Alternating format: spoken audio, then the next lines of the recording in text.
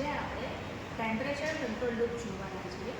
આ તમને જે એક્સપેરિમેન્ટ દેખાય છે તો આ ટ્રેનરની અંદર આ હીટ એક્સચેન્જર છે. હીટ એક્સચેન્જરનું આપણે ટેમ્પરેચરને મેન્ટેન કરવાનું છે. તમને ખ્યાલ હશે કે હીટ એક્સચેન્જરની અંદર શેલ અને ટ્યુબ તેમ બે પાર્ટ્સ હોય છે. આપણે સેલમાં આપણે હોટ વોટર એપ્લાય કરવાનું છે અને ટ્યુબની અંદર આપણે કોલ્ડ વોટર એપ્લાય કરવાનું છે. તો આ ટ્રેનરને આપણે પ્રેક્ટિકલ સ્ટાર્ટ કરતા પહેલાં પ્રાઇમરી શું અરેન્જમેન્ટ કરવાની છે તેના વિશે જોઈ લઈએ કે અહીં આપણે કમ્પ્રેસર સૌપ્રથમ આપીશું. કમ્પ્રેસરને સપ્લાય આપવાનો છે અને તેની અંદર આપણે એરને ફિલ કરવાની છે. ત્યારબાદ આ જે ટેન્ક છે તો તે કોલ્ડ વોટર ટેન્કની અંદર આપણે નોર્મલ વોટર ભરવાનું છે અને હોટ વોટર ટેન્કને પણ આપણે ફૂલ આખે આખું કમ્પ્લીટ ફિલ કરવાનું છે. તેની અંદર તમને જે સાથે દેખાય છે તે હીટર છે. જે હીટરને સ્ટાર્ટ કરશું એટલે તે હોટ વોટરને હીટ કરે છે. હવે અહીંયા કંટ્રોલ બાર, રોટામીટર, હીટ એક્સચેન્જર છે. આ હીટ એક્સચેન્જરની અંદર તમને 3 ટેમ્પરેચર સેન્સર લગાવેલા છે.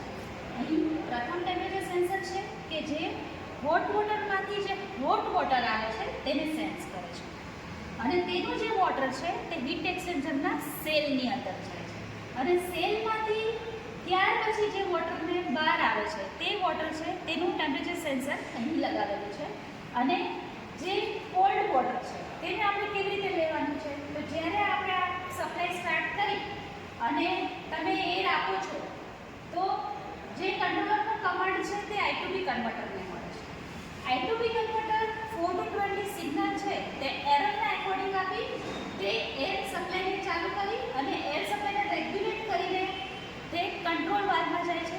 કંટ્રોલ વાલ્વ છે તે એ રીતે ઓપન એન્ડ ક્લોઝ થશે. રોટામીટર થ્રુ તે કોલ્ડ વોટર છે જે હીટ એક્સચેન્જરના ટ્યુબની અંદર સપ્લાય થાય છે. તો તે રીતે આપણે પ્રોસેસને વર્કઆઉટ કરવાની છે. સૌપ્રથમ આપણે ટ્રેનરને સ્ટાર્ટ કરવા માટે મેઇન સ્વિચ ઓન કરીશું.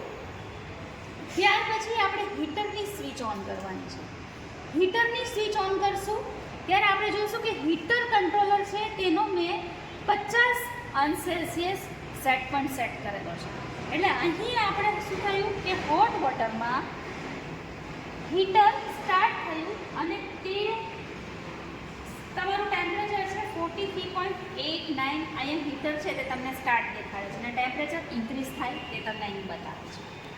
હવે આપણે શું કર્યું છે કે સેટ પોઈન્ટ છે તે તમારે PID કંટ્રોલરથી સેટ કરવાનું છે. આપણે સેટ પોઈન્ટ સેટ કરીએ. સેટ 1 મેં અત્યારે રાખ્યો છે 33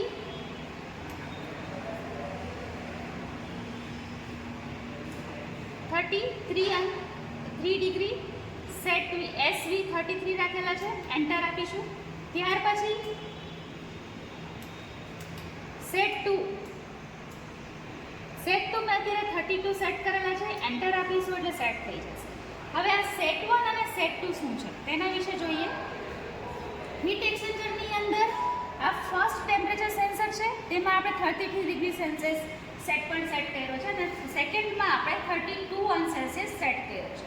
હવે અહીંથી આપણને કેટલો ટેમ્પરેચર મળે છે જે હીટરની અંદર છે તે ત્યાંથી જઈ અને ફ્લો થાય છે અને હીટ એક્સચેન્જરની અંદર જાય છે. હવે અહીં તમને દેખાય છે ટેમ્પરેચર સ્કેનર. આ ટેમ્પરેચર સ્કેનર છે તેની અંદર ચેનલ નંબર 1. ચેનલ નંબર 1માં અત્યારે 35 PV બતાવે છે એટલે કયું પ્રથમ ટેમ્પરેચર સેન્સર.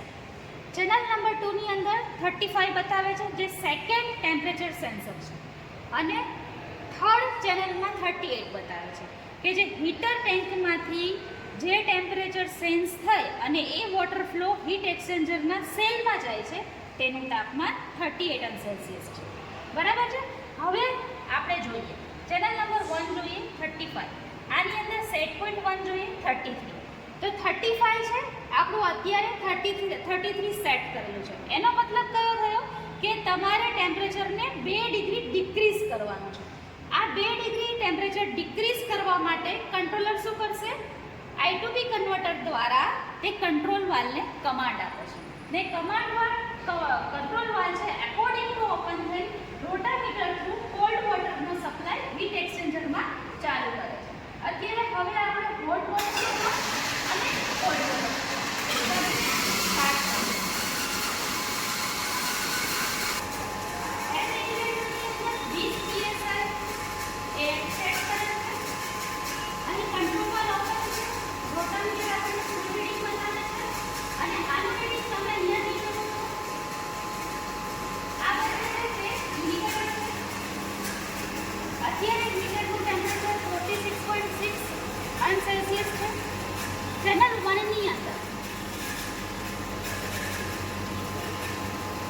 નંબર ઇન્ક્રીઝ થાય છે, કોલ્ડ વોટરનો ફ્લો ચાલુ થયો છે, ધીરે ધીરે ઓછું થઈને 33 સુધી પહોંચવાની કોશિશ કરશે.